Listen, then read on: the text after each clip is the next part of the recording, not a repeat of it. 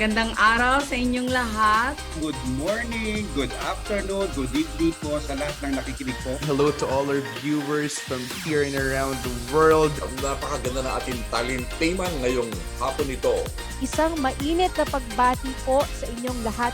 Well, friends, welcome to the Bridges Show. I'm very happy to be here, and I think it should be a really interesting and fun topic. But there are things you want to learn. So I wanna take it from there and then I listen to them. meron sila mga mithiin upang maging makabuluhan pa ang pagiging Katoliko. Lalong-lalo na sa susunod na henerasyon. Sa akin po, sa mga kabataan, use competence as a basis. In real life, hindi naman talaga tayo tumitigil sa buhay. Kailangan talaga tuloy lang ang buhay kahit anong challenges natin. Palawan, Cebu, Baguio City, Atty. Dwight, pati La Union. So we are saying that revenge travel is real. Mas kailangan natin na i-share ang hiwaga ng sining sa mga tao. Food and health should go hand in hand. So yan ang gusto namin paratingin sa gobyerno. If you will just devote your life teaching, hindi ka yayaman sa pera, pero yayaman ka sa tao. Siyempre, ang pinakamaganda po naman sa ating universidad ay yung talagang natuturuan po tayo kung paano maging mabuting tao. Happy anniversary to Bridges. Here at Bridges, we build bridges of faith, bridges of hope, and bridges of love.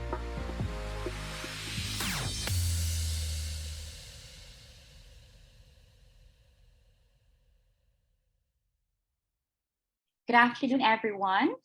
Welcome once again to Bridges Season 3, brought to you by the UST Alumni Association Incorporated and the UST Communications Bureau. This is part 2 of the series titled Affairs of the Heart. I am Dr. Rona Libby-Narvaez, an alumna of the UST Faculty of Pharmacy. Good afternoon, Doc. Good afternoon, everyone. Ako po si Elbert. We're back again. Good afternoon, Doc. Also an alumnus of the same faculty. Now, today's episode is sponsored by the UST Faculty of Pharmacy Alumni Association and Scholarship Foundation Incorporated. So, as mentioned by Dr. Rana, this is already the part 2 of the series ng Affairs of the Heart. Siyempre, di ba, Doc, kapag buwan ng Pebrero, medyo nakafocus tayo dyan sa mga usapang puso at pag-ibig. And today is a very special day, being the Day of Hearts, Valentine's Day, Araw ng mga puso. Happy Valentine's Day, Dr. Ra. Happy Valentine's Day, everyone. Happy Valentine's Day to you and to everyone who's watching with us. But before we move on with the show, please don't forget to like, share, and subscribe to the UST Alumni Community YouTube channel. Last week, Sir Ebe, we had a talk with Dr. Tony Liachon, and everything he said were very on point. We picked up so much. We learned so much from him. Can you tell us about last week's talk, Sir Ebe? We've had a lot of things that we were informed by Dr. Liachon. We started with a lot of data about non-communicable diseases and how it really matters in health today, especially in the Philippines. Madami din tayo na pag-usapan about practical tips, nagsuggest siya about exercising, eating right, doing things that would help our heart. And lastly, he mentioned a lot of call to actions para sa ating community, personally, para sa communities, to the government and society. In fact, one I remember very vividly, sabi niya sana i-inculcate sa curriculum yung health instead of, let's say, ROTC, para daw mas makatulong sa awareness ng ating mga youth about health. How about today, Doc? What can our viewers expect from our discussion? That's right, Sir Ebe. Well, we focused last week on the organic disease of the heart. In today's episode naman, Sir Ebe, we will expand to the work of our heart in our relationships and our mental health.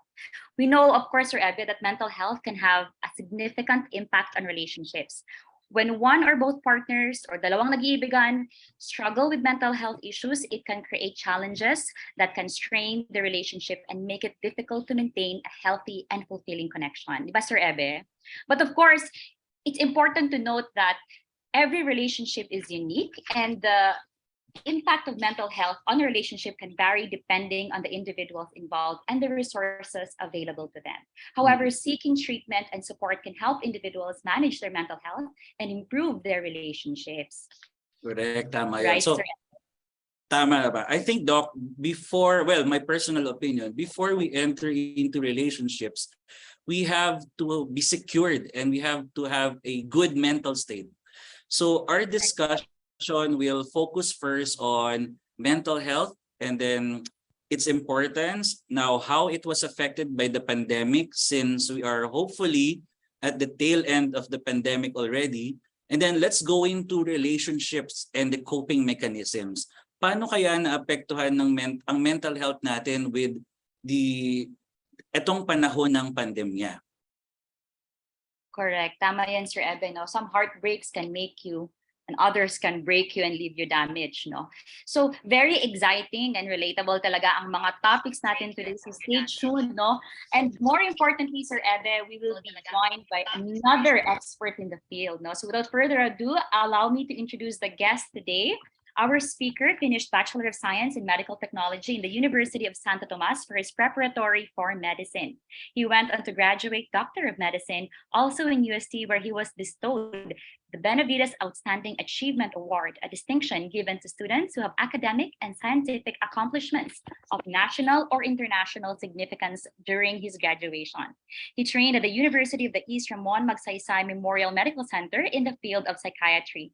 He was a winner in both the case presentation and research competitions organized by the Philippine Psychiatric Association.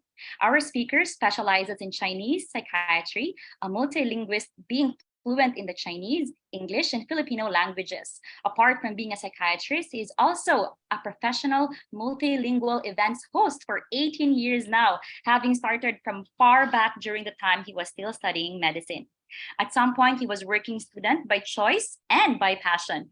Today, he's a much sought-after host who always entertains his audience with his humor, class, and masterful speaking skills.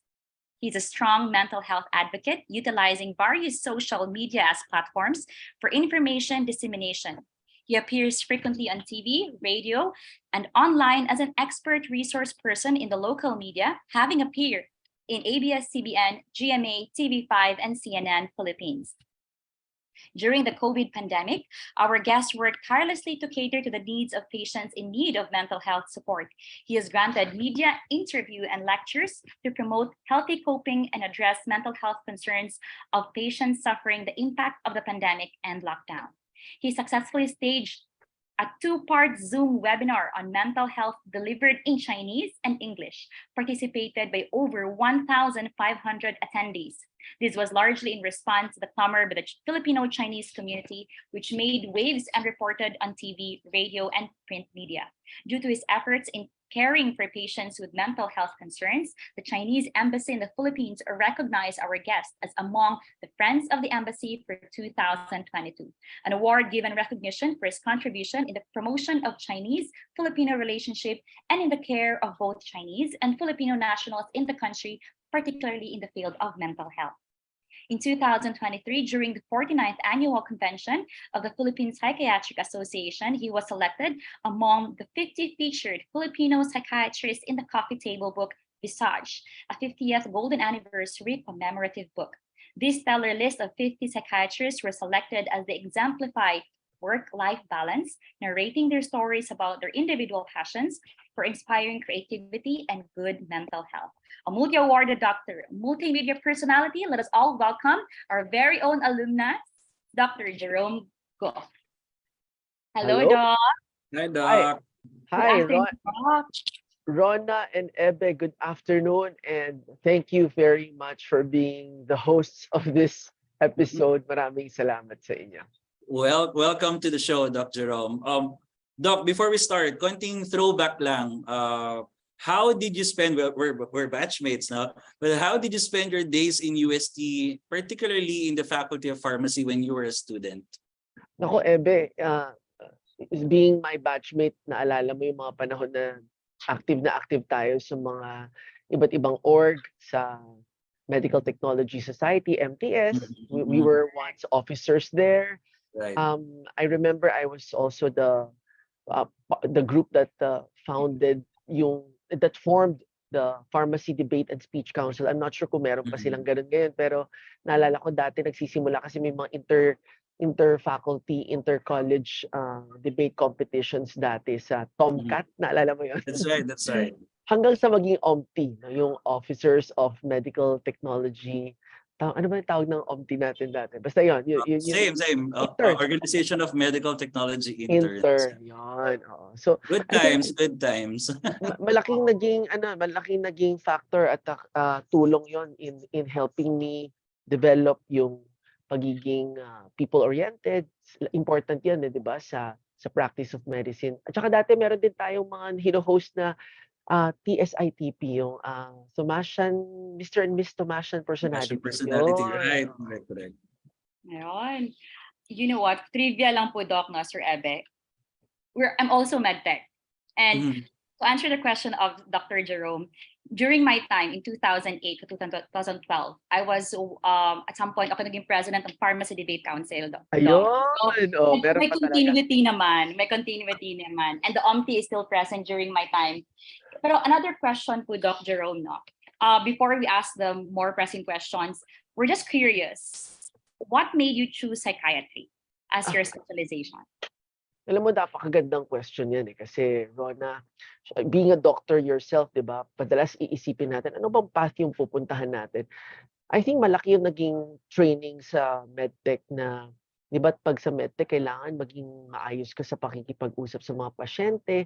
So yung pagkakaroon ng pasyente was a factor that I considered when I was choosing a specialty that I wanted to pursue. Kasi may mga specialty, di ba, na medyo nasa laboratory, like yung mga radio, no, yung mga pathologist. Hindi ko masyado pinili yun. Gusto ko yung meron akong regular na pasyente. Kaya naging psychiatry. At that time, very taboo pa ang psychiatry sa Chinese society. Many people asked me why I wanted to go to psychiatry. But, well, fast forward to today, I think I made the right choice. Of course. Hearing all yung introduction ni Doc Rona, of course, tama-tama naman talaga yung choice mo, Doc Jerome. And I think let's start the ball rolling, no? Doc Jerome, to start, can you give us an overview of what mental health is? Maybe its fundamentals and how it is important to us. Oh, yan. Ebe and Doc Rona, with your indulgence, I'll share with everybody a few of the slides that I prepared, no? This is something that is very close to my heart, and I really like to share with our audience today. You know, talk a little bit about mental health, being a practicing psychiatrist and a clinical psychiatrist myself. Mental health is basically how a person thinks, feels, and behaves. No? Kung paano tayo nag-iisip, nararamdaman, at ang kilos ng isang tao. So if you would look at it, it covers the different spheres of the emotional, the psychological, and the social well-being of a person. Napakahalaga na lahat ng yan ay mapanatiling malusog at maayos. Siyempre, tayo ay mga Thomasino, di ba? Hindi natin dapat malimutan na meron pang isang aspeto na talagang totoong Thomasino at yun yung spiritual aspect. So when we talk about our patients, when we look at a human person, it is very important that we look at the person in 4 different spheres: the biological, the psychological, the social, and the spiritual. This is particularly true lalo na sa Pilipinas kasi itong 4 na component ang nagde-define sa kabuuan ng isang tao. Biological, isa-isahin natin. Bakit ba biological? Di ba madalas kapag may mga mental health conditions or yung mga lifestyle-related conditions, sasabihin, meron po ba kayong lahi ng may diabetes, may thyroid problem, may malignancy? The biological dimension is the biological predisposition of the person. Sa mental health concerns, meron ding mga genetic component, lahi-lahi, no? Pero hindi nangangahulugan na ang isang tao merong kamag-anak na may ganitong karamdaman ay agad-agad magkakaroon din ng ganong sakit. It still depends on the nature and the nurture, kung paano ba pinalaki yung environment na kinalakhan niya. Doon papasok yung social dimension, no? Yung ano ba yung mga environment na na-expose siya, like trauma, stressful situations, pandemic, di ba? Yan yung social dimension, including social support. nandun din yung psychological dimension wherein the person's attitude, personality, coping mechanism, perception will factor in. And lastly is the spiritual. Kasi ang spiritual or the faith aspect of the person is one of the strongest coping go-to of every individual. So biopsychosocial and spiritual perspective. Napakahalaga ng mental health kasi according to the World Health Organization, ang kalusugan, health, is defined as a state of complete physical, mental, and social well-being and not merely the absence of disease or infirmity. Hindi porket walang sakit ang isang tao sa physical, malusog na siya. Kailangan malusog din ang kanyang pag-iisip at yung kanyang kapasidad na kumilos at maging produktibo sa kanyang lipunan. No? Mahalagang pinag-uusapan natin ang mental health kasi according to the statistics, there are about 264 people worldwide that are afflicted by depression. No? Yan daw ang leading cause of disability sa mundo ngayon. At ito, local study ito, that there are 17 million Filipinos suffer from depression. And maihalo ko lang no, na ito ay statistics na lumabas bago pa mag-pandemic. I'm sure the statistics have risen kung gagawin yan today. Correct. You know what, Doc? Like you mentioned a while ago, no? The society is becoming progressive. Yes. And at this point, it's safe to say that we have already achieved a certain level of awareness and acceptance that mental health is within and among us, no? But can you just enlighten us to, Doc? What are the most common mental health concerns? No, what are the common concerns that your patients go to you, no, to seek advice or to seek treatment? Nako, maganda yung tanong mo na yan, Doc Rona, kasi alam natin na marami pa ring tao ang refusing to consult psychiatrist. I'm sure you remember those times na pag sinabing, magpapatingin ka na dapat sa psychiatrist, parang bakit, anong problema ko, no? Parang it used to be connected to being crazy to some extent, no? Yung parang may problema sa pag-iisip, pero hindi naman yun ang totoo.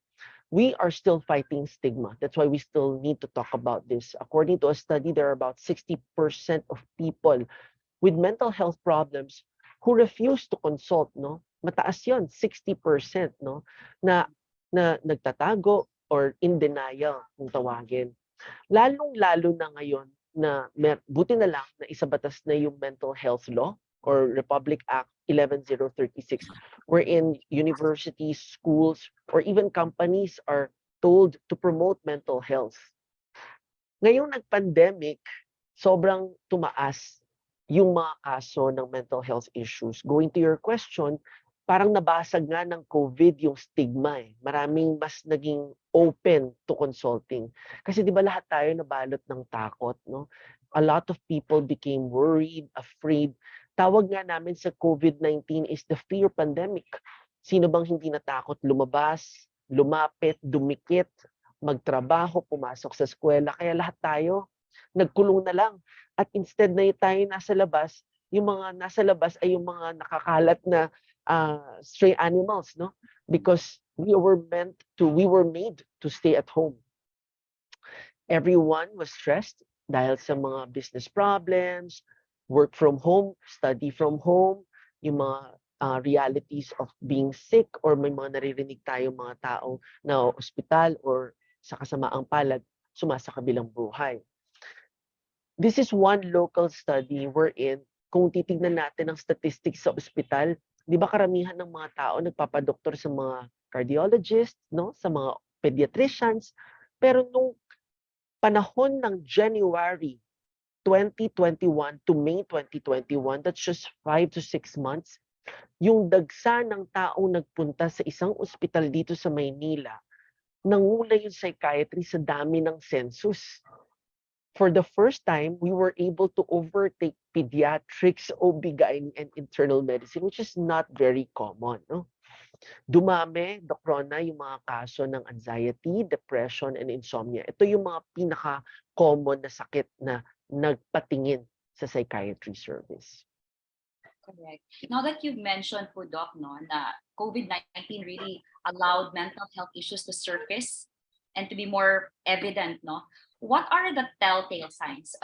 More, for the benefit of our viewers, kailan dapat nagpapatingin or nagsisik ng professional help ang isang tao? Kasi di ba, Sir Ebe, kapag heartbroken ka, no, there's a reason to be sad.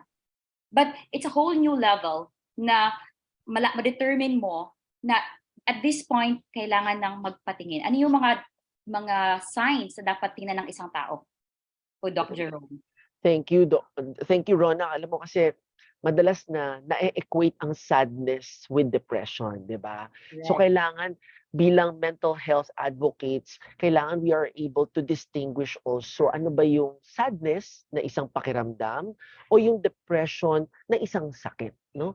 So common concerns or common mental health issues na nagpatingin sa amin nung pandemic is anxiety, depression, and insomnia. Let's talk about depression, no? Ito pala anxiety to. Dun muna tayo sa depression. Yan.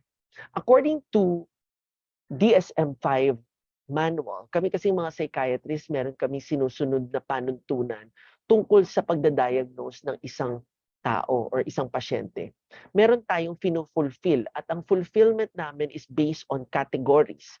Ibig sabihin, dapat meron siyang 5 out of the 9 core symptoms of depression bago natin pwedeng sabihing malamang may sakit na depressive disorder itong taong to.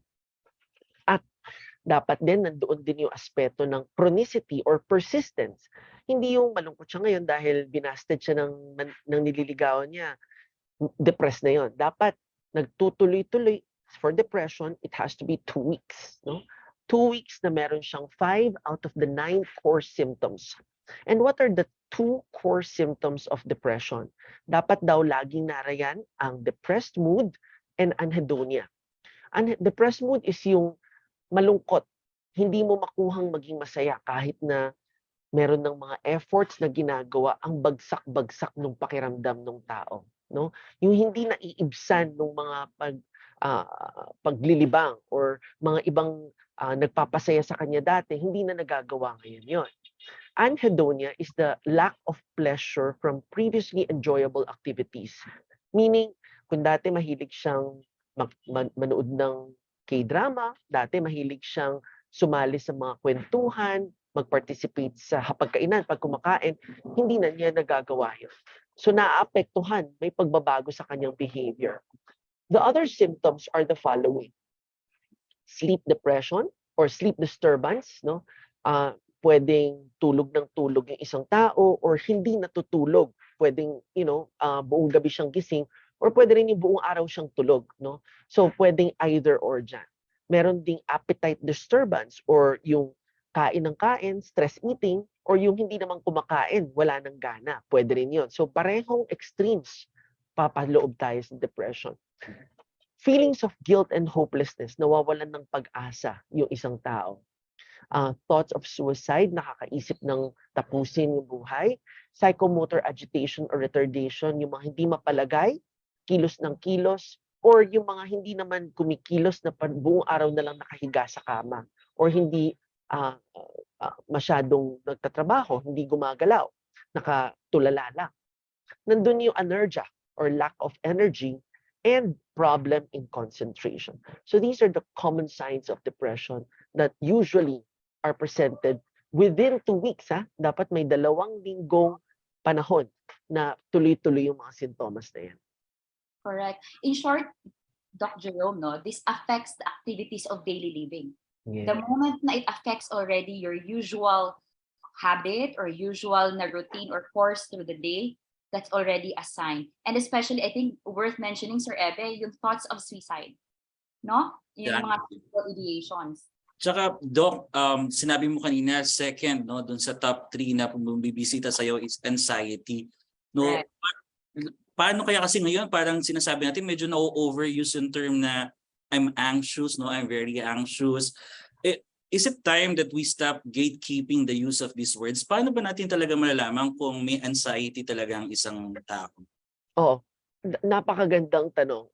Ebe, gusto kong paalam sa lahat ng tao na everybody experiences anxiety. Kaya siguro nagagamit siya loosely, di ba? Sino ba naman ang hindi kinakabahan, di ba? Pag kunyari, katulad kanina, magsa-start na yung show, kinakabahan ako konti, di ba?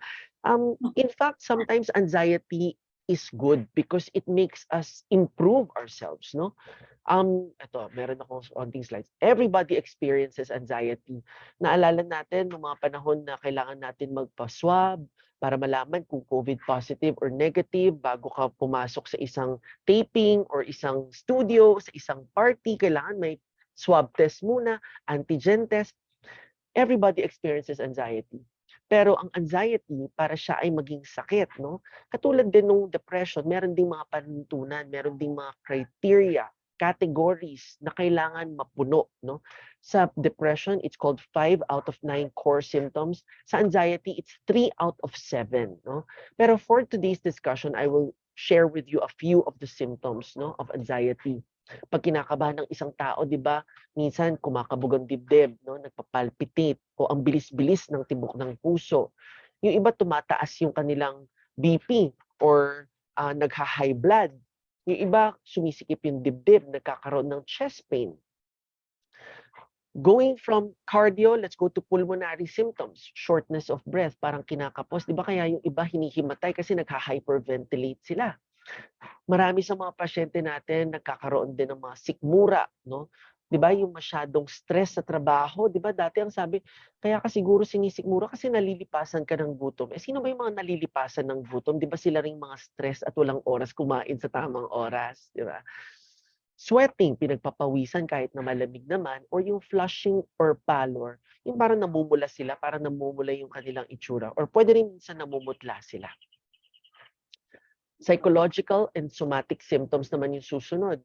Marami sa mga pasyente natin na anxious, parang sumasakit yung balikat, sumasakit yung batok, masakit yung ulo, may mga iba nanginginig, nakakaramdam ng fatigue, nagkukwento na parang pagod yung katawan ko, sumasakit yung ulo nila, or yung iba namamanhid yung mga kamay at paa, no? And the psychological symptoms. Ito yung laging nag-iisip na, naku, nakakatakot, ayoko yan, baka hindi ko kaya. No? Lagi nilang iniisip na may masamang mangyayari. Kaya tuloy, hindi sila mapalagay, mapakali, restlessness. Some of them become irritable, lalo na kunyari sinasabihan, hindi, okay lang yan, nasa isip mo lang yan, di ba? Minsan may mga tao na, siguro yun yung mga bawal sabihin sa mga taong may anxiety, huwag niyong sasabihin na nasa isip mo lang yan. Patients with anxiety cannot control their worrying thoughts. No? Hindi nila ma-control yung mga naiisip nilang gano'n. At hindi rin sila makapag-concentrate sa mga dapat nilang gawin. Kung kaya sa gabi, madalas hindi rin sila makatulog. Correct. Actually, Doc Jerome, no, very on point yung sinabi mo, because in the emergency room, we see time and again patients having psychosomatic mga conditions. No? Talagang akala mo cardiac condition. Pero pag chinek mo lahat, normal naman lahat. And the moment they start to worry, they start to feel the symptoms. Correct. Yes. Kaya talagang, pati yung Doc Jerome, no, tumataas yung cases ng mga GERD, gastroesophageal reflux disease. Yeah, sorry. Oo, ang dami ko ng mga patients ngayon, alam na nila yung GERD nila. Alam na nila i-diagnose yung GERD nila. And I think after the pandemic, nag-rise yan because of the stress na induced na hyperacidity. That's why it's very important yung question nyo kanina, how do we diagnose? No? I think the diagnosis is best done after a consult, di ba? Kasi mahirap naman na nagse-self-medicate ang mga pasyente or nagse-self-diagnose. Oo, maraming mga nababasa na available sa online, pero without the proper diagnosis, mahihirapan din makakuha ng proper remedy or treatment, di ba? Minsan kasi hindi lang naman yan sa diagnosis, kundi meron ding dapat gawing mga lifestyle changes, behavioral changes, not only by taking medications. Yeah, okay, Doc. No, so we've discussed a lot about the symptoms, no, mga nabanggit natin na talagang clinical disorders when it comes to mental health. And there's also contribution pala na sinabi mo na huwag mong i-invalidate yung nararamdaman ng pasyente pag sinabi niya na anxious siya or depressed siya. Would you like to continue more po on these early warning signs that I'm seeing in the screen now, Doc? Parang Oo. Kapag kayo ay may mga, tama yun, kasi coming from what you said, Ebe, di ba? Huwag nating sabihin na nasa isip mo lang yan.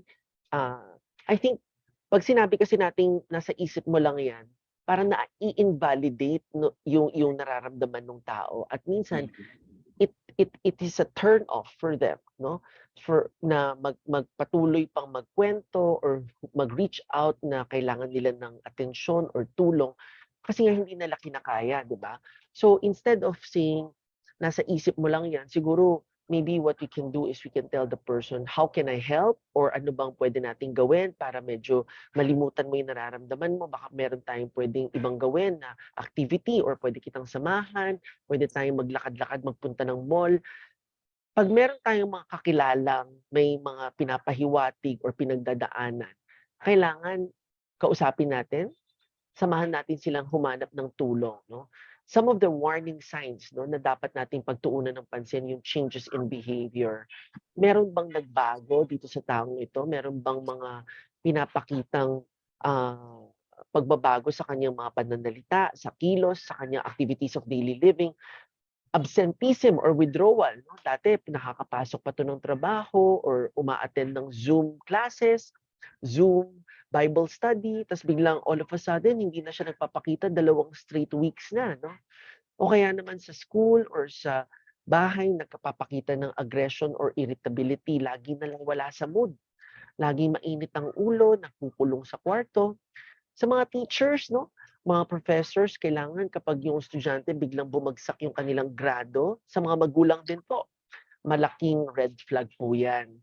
At yung mga medyo obvious na biglang pumayat, biglang hindi kumakain, hindi na sumasali sa hapagkainan, or nakikita ang gising paggabi, hating gabi, hindi natutulog, or buong araw tulog. Sa gabi gising, baliktad ang mundo. Red flag signs din po yun.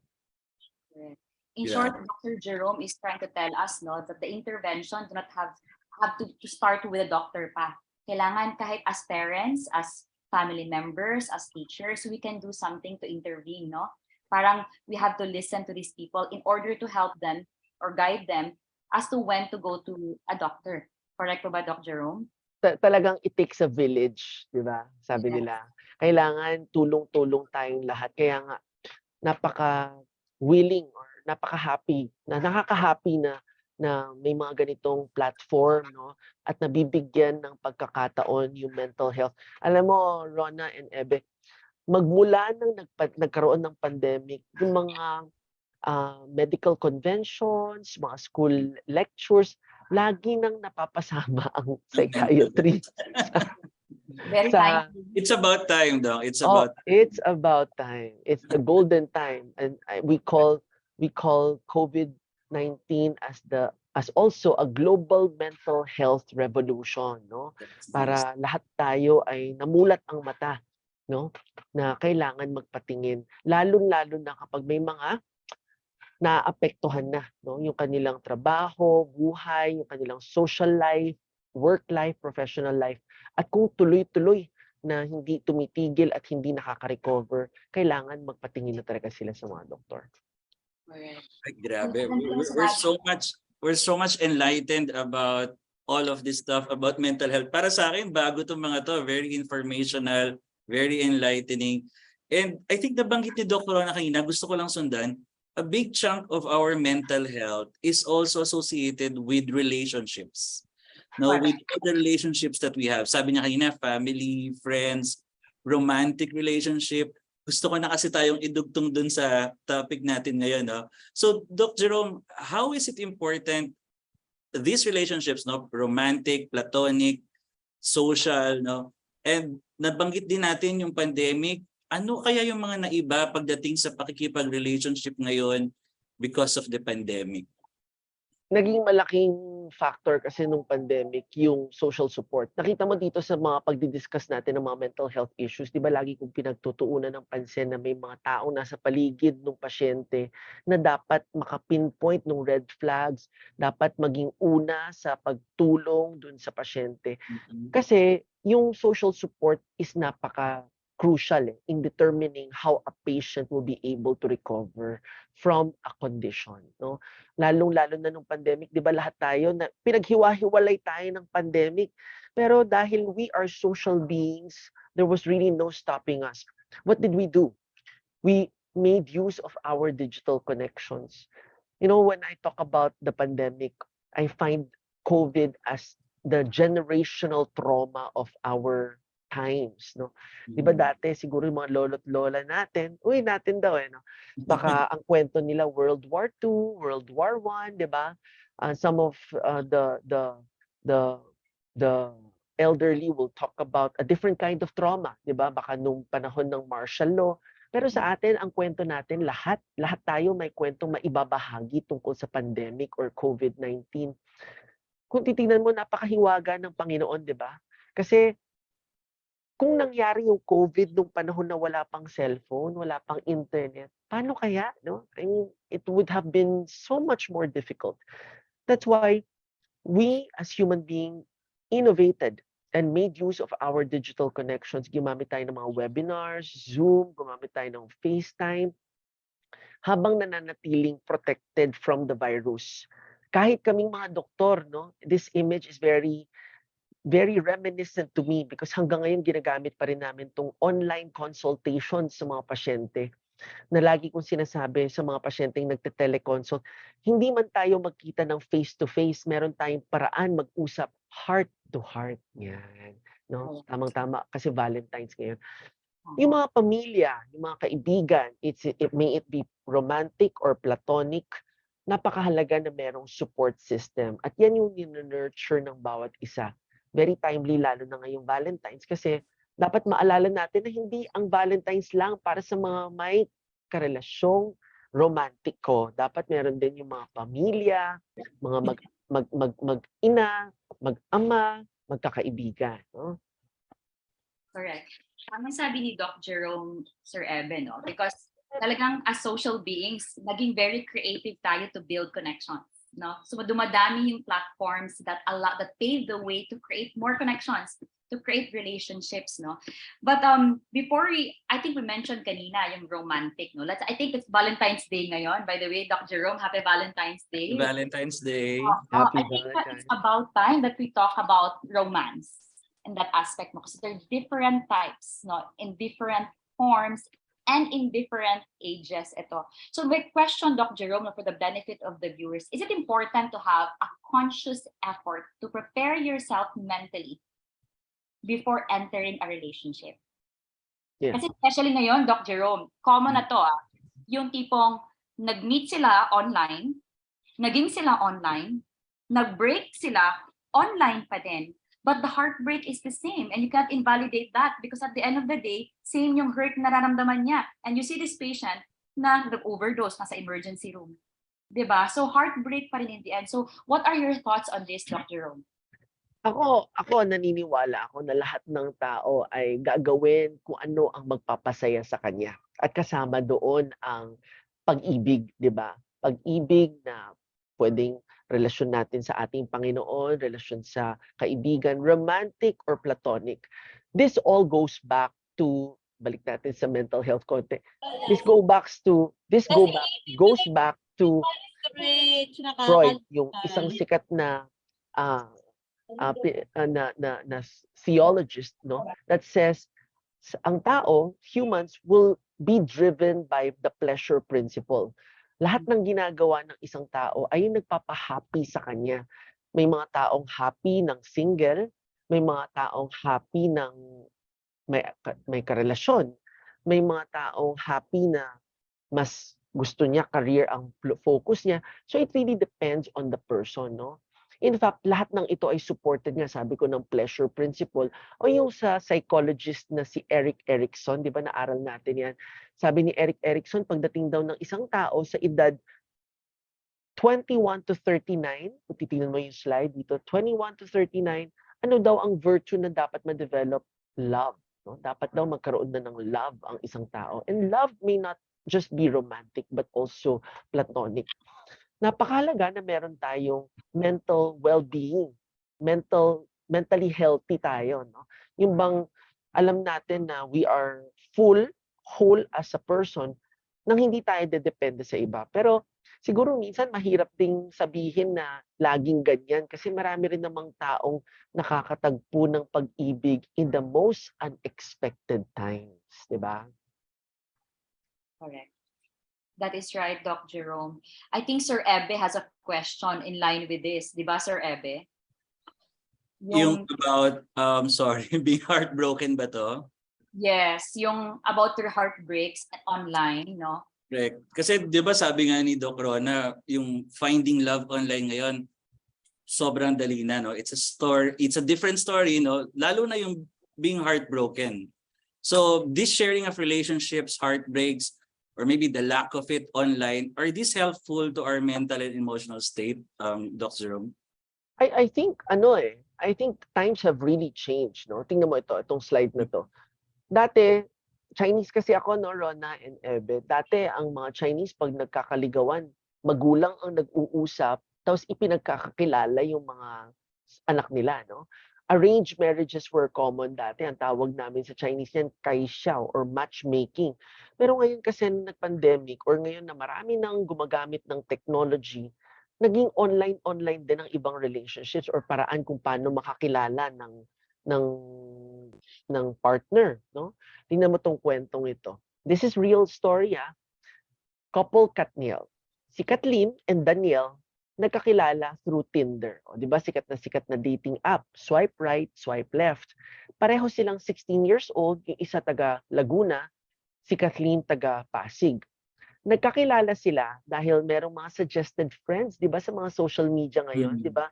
Pwedeng Tinder, swipe right, swipe left. Minsan sa Facebook may suggested friends list na kilala pala ni ganito, ganyan. Never pa sila nagkakilala in person, pero in love tulad ng kinikwento kanina ni Rona. So, sa palagay ko, it is beneficial na merong inspiration, di ba? Merong mga nagbibigay dahilan sa mga kung bakit ka gustong magpapogi, magpaganda, di ba?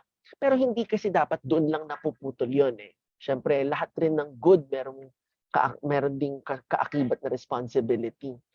Ito yung mga impact of technology, dating applications, iba't iba yan. Pati nga sa Facebook, di ba nagkaroon pa ng status na hindi lang single or married, meron pa yung it's complicated. Actually, nagkaroon din ng mga kaso ng mga scams, no? Minsan may mga naririnig tayo, dati na-interview tayo tungkol sa mga yung pinagta-transfer ng pera, no? Humihingi ng mga personal information or kaya yung mga crimes of passion. So we really have to be very careful about this kasi alam natin dapat na may mga areas of abuse din siya. Correct. Tama yung sabi ni Doc Jerome, no? Because of this increasing need to be connected, the increasing need to be accepted or to be in a relationship or to be valued, tumataas din ang rate ng deceit. Tumataas yung rate of abuse and crimes. Kaya talagang it goes back, Doc Jerome, no, to the fact na at the end of the day kasi we can't stop a couple from breaking or from breaking up with each other. But the more important thing is how prepared you are as a person. And I think yung village around you, your support system should be good, no? Para kakayanin mo. Correct ba, Doc Jerome? Oo, tsaka yung values, di ba? Yung moral values ng isang tao, di ba? Madalas nga, kailangan tingnan natin din kung ano ba yung kanyang kinalakhang environment, di ba? Kasi yun din yung magiging determinant kung paano ba niya pinapahalagahan ang kanyang isang karelasyon, ang partner, o magiging asawa, no? Nakita mo kanina yung slides ko na the evolution of love. Meron kasing evolution of courtship. Ito, no? Yung mga dati magtatagpuan, pag magkikita kayo, mag-uusap kayo ng isang oras, no? Next week magkita tayo sa labas ng bahay mo. Oo, at what time, 'di ba? Ngayon hindi na. Hindi niyo na kailangan mag-usap kasi meron na kayong FaceTime kahit na agad-agad. Gusto kitang makita, makikita na kita. Dati pag bibili ka ng bulaklak, pupunta ka pa ng Dangwa, malapit sa school natin, 'di ba? Para mag-pick up ng pinakamagagandang bulaklak. Ngayon o order na lang sila online. Oo, meron na. Ano bang mga team song ninyo? Ano mga favorite team song ninyo, Rona and Ebe? Ako yung nagtanong eh, no? Oo, kasi, well, ako, Doc Jerome, ngayon kasi family side and being in love ako eh. Kaya wala na, tapos na ako sa matagal na akong tapos sa mga heartbreak. But how about Sir Ebe? And you, Doc Jerome? Ako Ako parang, wanted to ask na-heartbreak na ba kayo? interested ako with what I'm seeing right now in this slide kasi very updated yung 2023 na I can buy myself flowers. So I have an idea na kung ano yung parang i-explain ni Doc Jerome on the evolution of these love songs and vis-a-vis kung anong connection niya sa mental health maybe and with how we envision love, no? And think of love nowadays. And the changes of time also, Sir Ebe. Changes of time for sure. Kaya ako nilagay ito kasi it really tells us the evolution of people's perception about love, di ba? Kasi noong 1955, pinasikat ng The Four Aces ang isang kantang Love is a Many Splendored Things. Talagang tinatalakay o kinakanta doon sa awitin, yung lyrics na talagang lahat, pag-ibig ang sagot sa lahat. No? It makes everything beautiful. Yan ang talagang susi at sagot, no? Doc, isang line nga dyan, di ba? Ayun, napasibol si Doc Jerome. Feeling Doc ko Jerome is also a singer. Mapapa-Spotify ang audience natin today. Di ba? Tingnan mo, nung 1967, sinagundahan ng The Beatles yung kantang All You Need Is Love. Ganun pa rin, di ba? Pag-ibig, pag-ibig, pag-ibig. Kaya hindi tayo magugulat kung bakit ang Valentine's Day naging sobrang commercialized din. Na talagang dapat maghanda, dapat magkaroon ng romantic date. Naging very commercialized din siya. Pagdating ng 1978, kinanta ni Terry Desario o pinasikat din to ni Sarah Geronimo, di ba? It takes a man and a woman. And alam rin naman natin na hindi lang puro man and woman ang evolution ng love story these days, di ba? Marami ding nagbago. Pagdating ng 2000, naku, ito yung napaka-martir na kanta ni Amel Larue, Make Me Whole. You're the half that makes me whole. Di ba napaka-martir, napaka-sacrificial, di ba? At maraming taong hindi na sumasang-ayon dyan. You're the other half that makes me whole. Kasi ano bang mantra ngayon? Dapat buo ka na bago ka pumasok sa isang relasyon, di ba? Pagdating ng 2009, inawit ni Lady Gaga ang kantang Bad Romance. Kahit na bad, basta romance, okay lang. Pero ngayon, ang mantra ng karamihan ay empowerment, no? Na we have to be happy whether we have a relationship with romantic partner or a relationship with platonic people, no? Sabi ni Miley Cyrus, I can buy myself flowers. Oo nga naman, di ba? Masaya rin naman. Empowerment na talaga. Empowered na, strong, independent woman and man. Oo. Tama. You know what, Dr. Rom, na-mention mo nga, no? Kasi in this Philippine setting, kasi I think you mentioned, especially doon sa It Takes a Man and a Woman, no? Kasi we have a growing community of LGBTQ. And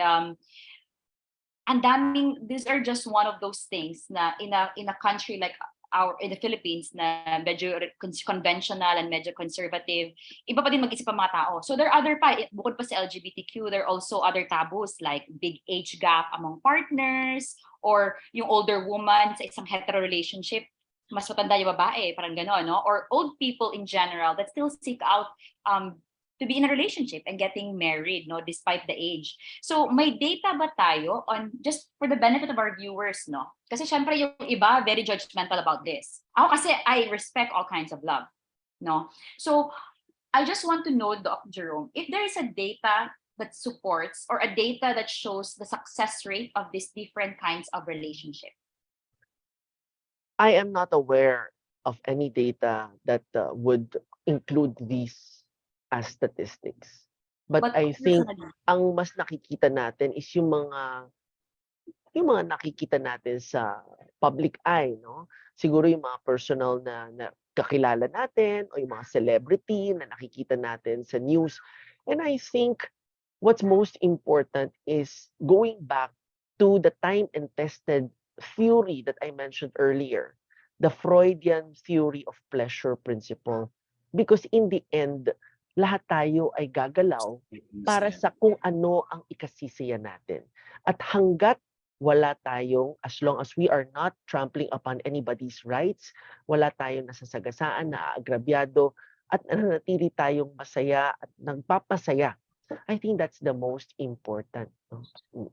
Doc, speaking of pagiging masaya and pagpapasaya, paano ba siya na i-connect sa love? Like, is there such thing na kung paano ko na-express dapat yung pagmamahal? Paano dapat ako nakakatanggap ng pagmamahal para maging masaya ako? I think pinakamahalaga dyan is yung expressions of love, di ba? Kung ano ba yung, para mapanatili nating nagmamahalan ang isa't isa, di ba? Ipahiwatig natin kung gaano natin sila kamahal. So hindi natin bilang a psychiatrist, naku, ayan na, ito na yung the love language. Alam natin to, di ba? Love language, iba't ibang klase, acts of service, no? Ipagmamaneho kita, mamasahihin kita, di ba? Ipagluluto kita, di ba? Gifts, may surprise na nasa kama, pagising mo, nandiyan na yung regalo, di ba? Pag-uwi ni Rona, o nasa bahay na ba si Rona? Pagbukas ng aparador, may regalo. O na-preempt ko ba? Meron na, Doc. May booking na. Ayan. Physical touch, no? Physical touch, yung holding hands. O kaya pag nasa mall daw, inaakbayan. O kaya tayo sa mga magulang natin, pag inaalalayan natin sila, di ba? Simple na pagbuksan natin sila ng pinto, pagkasama sa mall, katabi natin silang naglalakad, walking beside you, not just behind you, no? Quality time, spending time with them. At ito yung quality time na talagang pagkasama mo, kausap mo, ha? Hindi yung may kanya-kanya kayong kausap, cellphone na habang magkakasama. And of course, words of affirmation, di ba? Na wag nating pagdadamutang magbati na ang ganda-ganda mo ngayon, ang bagay sa'yo ng damit mo, ang ganda ng ayos mo, natutuwa ako na bagay sa'yo, sabay nating biniling damit nung time na nagpunta tayo ng mall. Di ba? All of these things.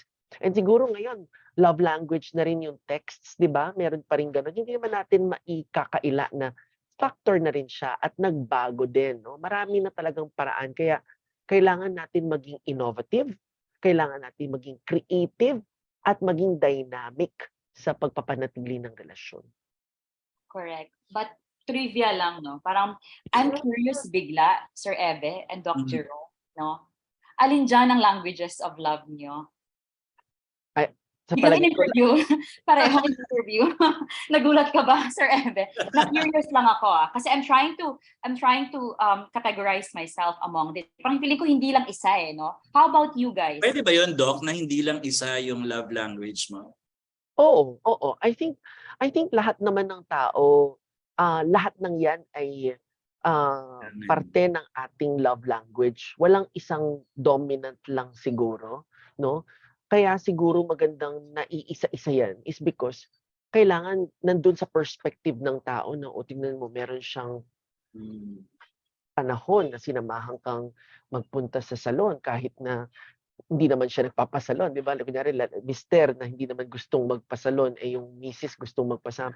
Ibig sabihin, all of these are discussed because we need to open our eyes on what are the different love languages na minsan natitake for granted natin. All right. So I think to round up our discussion, we'll have more of we'll try to look at the questions in Facebook later on. But I think we need to take a break right now. So friends, stay with us. We'll be back. Yes, Doc? Sorry. Actually, at this point po, Sir Ebe, no, there will be no break anymore. Oh, no more breaks. Because Okay. we had discussed so many things. And talagang ang ganda ng discussion natin, no, from mental health to relationships, so different kinds of love and different ways of expressing. No? Thank you, Dr. Jerome. Talagang ang dami kong natutunan today. Di ba, Sir Ebe? Parang actually, sa totoo lang, ang dami ko pang gustong itanong. Are there questions from Facebook, Sir Ebe, that you would like to ask Dr. Jerome? Let's try to look at the Facebook. Maybe there's shoutouts. Ang daming nanonood with us. No? Happy Valentine's Day to everyone. Happy to be watching on Valentine's Day. Mental health is indeed a long issue even before we were born. That's right. Watching from Matina, Davao City. Wow. Very informative. Dapat pala we should really be observant talaga. Maybe they're talking about the how to detect mental health issues. Mental health issues go across all ages and stratum of society. Correct. Hello, Jerome. Happy Valentine's Day, my dear Faye Martin. I'm sure you know him from Pampanga, Doc Jerome. If in our here's a question, I think. If in our family we notice a member, like one of our kids shows signs of depression, what should be our initial intervention before the mental condition escalates to nervous breakdown or worse, even suicide? Oo. Yan yung kanina nating napag-usapan na red flags, no? So Red I think flags. pinakamaganda is to investigate, no? To investigate by asking the child kung meron siyang problema, no? Ano ba pag bata ang usual na nagiging problema? Usually baka nabubuli, no? Baka pwede tayong magtanong sa school kasi ang bata usually dalawa yan, school at bahay, di ba? So pwede tayong magtanong sa school kung meron bang mga nakikita ang teacher na changes, no? Maganda rin na kilalanin natin ang kaibigan ng bata kaya maganda pa rin yung merong mga opportunities where the parents will have some friends of the child at home para makilala at ma-observe yung dynamics. Very common kasi sa bata talaga is yung problem with friends, no? Minsan naaaway pala or meron bang problem sa grades or academics, no? I think those are the areas. At kung mahihirapan silang kunin ito sa bata or kasi ang bata hindi naman sila usually nagsasabi agad-agad, pwede rin tayong magdala or magpakonsulta sa doktor. I think it's worth mentioning also, Doc Jerome, no? Because I think a few days ago or last week, no, there is a call for DepEd to do more to stop student suicide because the number is really increasing.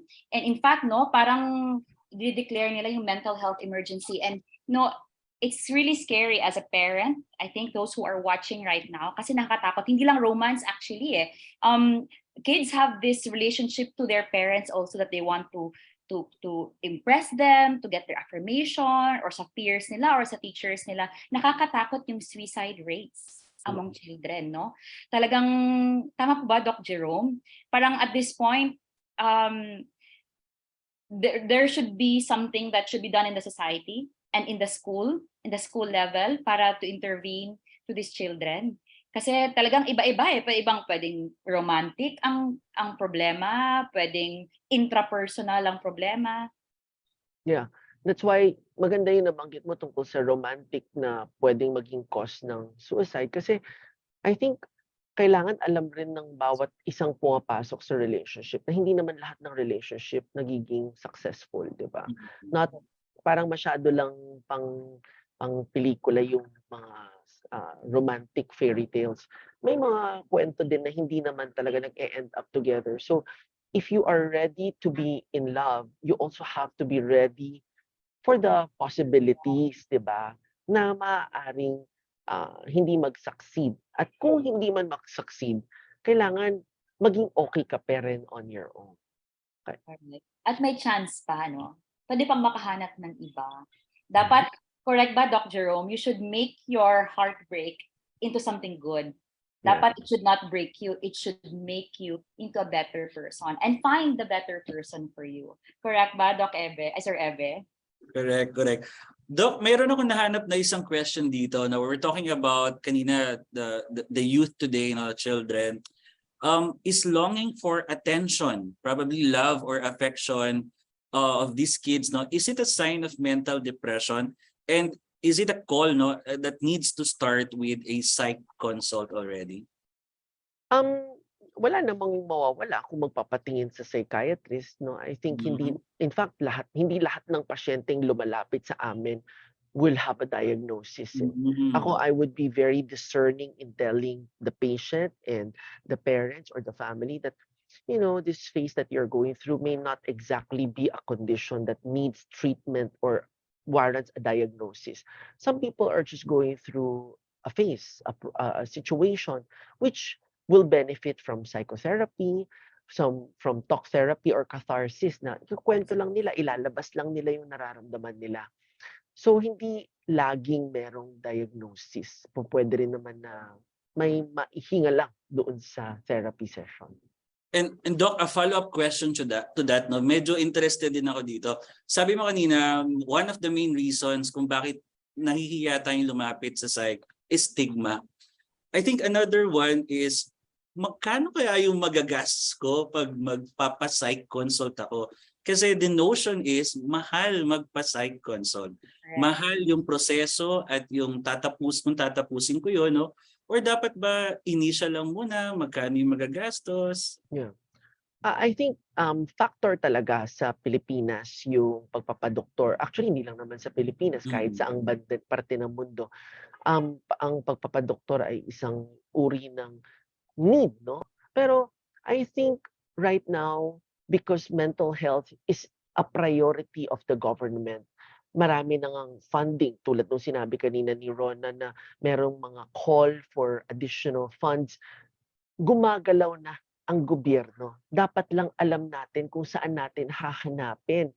Kasi napakaraming NGO, di ba? Merong Natasha Goldborn Foundation for Depressed People. Meron ng mga helplines or hope lines kung tawagin. Parang patatawagin nila itong number na to kung sakasakaling meron silang pinagdadaanan. Suicide hotline meron na rin. At syempre, isa tayo sa mga pinakauna sa buong Asia nung naglunsad ng the National Center for Mental Health, which is a 24/7 mental health facility that they can use. No? So maraming areas, maraming NGO na nagpo-provide ng mental health services na pwede nating i-maximize, no? Para hindi tayo gumastos ng malaki. In fact, alam niyo, pag pumunta ang pasyente sa National Center for Mental Health, pati gamot, meron silang binibigay doon na libre. Oo. Kaya marami ng mga paraan at ginagawa din ng, let's also give credit to the government for, really spearheading and giving mental health, making mental health a priority. Follow-up question to that, Dr. No? I think before we end our talk, no, there's a question from Facebook. How much should we prepare if we start with a session, if ever? Should it be together with a kid or kids or individually? Thank you. Yeah, and that's a question from Facebook.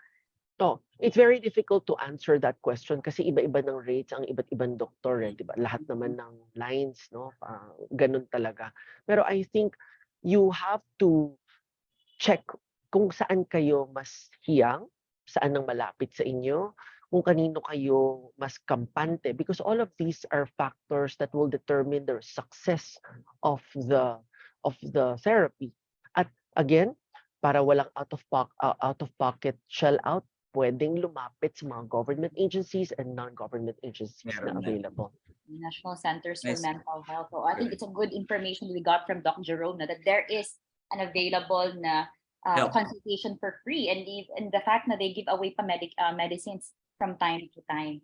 Kahit sa UST, meron tayong yes, charity ward, di ba? Meron tayong charity. OPD po, Doc Jerome. Even in health service for students, Doc, meron exactly. Tayong psych consult. So all our students could be there's guidance counselors in each of the colleges, and also health service offers help for these situations. So tama, no, Doc?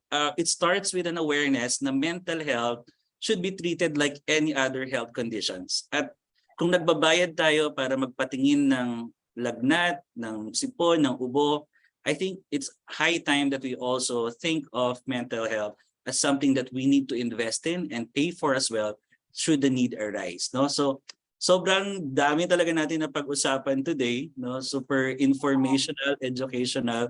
Doc Jerome, what is your final message to all our viewers on how to have like a heartfelt, fulfilling relationship, but at the same time having sound mental health? I think my takeaway for today is that love makes the world go round. We all love to do what we want to do. As long as meron tayong mga ginagawang nagpapasaya sa atin, nang wala tayong nasasagasaang anybody, we keep doing that. And as long as we have a good heart that knows what is good for ourselves and for other people, I'm sure we will be able to reach the right path and do the right things and make the right choices. Correct. Sobrang ganda ng message ni Doc Jerome. Talagang there are different forms of love, di ba, Sir Ebe? And ang pinaka-importante is to prepare yourself, and also, sana yung mga tao sa paligid mo will also be prepared. Kasi sila yung pinakauna makakakita eh. Sila yung unang makaka-pinpoint ng if may problema. Kasi sometimes when you're the one who is depressed, minsan hindi mo pa napapansin na ikaw, you need help na pala. Correct po ba, Doc? So, Doc Jerome, thank you so much. Sobrang ang dami naming natutunan today. And I think a lot of our viewers were really engaged with the talk, especially with their parents, lover, platonic relationships and the like. But before we end this talk, we have a few announcements here. The UST Thomasian Alumni Leaders Association is inviting all Thomasian alumni who are former student leaders and org officers or members to join this year's much-awaited learning and networking event titled TikToks, Tala Igniting Knowledge Leaders, Empowering Leaders Talk Series 2023. This event is on February 23, 2023, 3 p.m. at the Blessed Giorgio Frassati Auditorium along España Boulevard in front of the UST campus. Invited panelists include Thomasian alumni Mon Gualvez, Catherine Gaday, Chito Maniago, Karen Ibasco, Dolan Castro, and Erica Bolaños. To register, go to the HTTPS TikToks. Okay, we will show that link na lang sa natin. You may also watch online via Facebook Live on February 23 starting 4 p.m. or you may go to the following FB pages of the USTAAI official and the USTAAI. Ayun. Okay, and also sa mga nanonood sa Facebook ngayon habang nasa Facebook kayo, don't forget to click the like button and follow us on Facebook. Yung kung saan kayo nanonood ngayon na platform, but also don't forget to like, share, and subscribe to our YouTube channel. That's USTAAI TAC. That's our YouTube channel, www.youtube.com/USTAAI TAC. Also, we'd like to send our prayers for the success of all the Thomasians who will be taking the upcoming medical technology licensure examination on March 8 and 9. Super lapit na. Last time, that's August 2022, 6 Thomasian alumni took the top spots, top 1, 2, 4, 5, 7, and 9. We'd also like for you, for your prayers, for those taking the pharmacy licensure examination, this time on April 10 and 11. Let's remind everyone also that the deadline for submission of application is on March 13, 2023. Sa pharma naman, Doc Rona, 5 Thomasians took top spots, 2, 3, 6, 8, and 9 board top notchers in the last pharmacy licensure examination noong November 2022. And UST, as always, we ranked this time 3rd among the top performing school with a 91.83% passing rate. Ang galing. On behalf of the UST Faculty of Pharmacy Alumni Association and Scholarship Foundation Incorporated, through its president, Ma'am Malu Garganera, we would like to thank USTAAI President Dr. Evelyn Songko and the Bridges Coordinator, Ma'am Ida Chonko, for giving us the opportunity to sponsor the past 2 episodes of Bridges. Thank you, Doc Jerome. We can't tell you enough how blessed we are to have you today, and sa lahat ng mga nanonood, ang dami nilang nakuha, And thank you to UST Communications Bureau for supporting Bridges. Again, friends, please don't forget to like, share, and subscribe the UST Thomasian Alumni Community YouTube channel. Here at Bridges, we build bridges of people, bridges of knowledge, and new learnings. Friends, thank you very much for tuning in for the past 2 weeks. There's still more Bridges episode. So join them next Tuesday, for another episode of Bridges. Happy Hearts Month and a happy Valentine's Day to everyone. Mabuhay po tayong lahat. Enjoy the rest of the evening. Thank you, Sir Elbert. It was nice working with you Doc for the Rona. past 2 weeks. Everyone, thank you so much for watching us. Doc Jerome, maraming salamat ulit. Jerome, thank you. Salamat sa expertise mo. Thank you, everyone. Bye, everyone.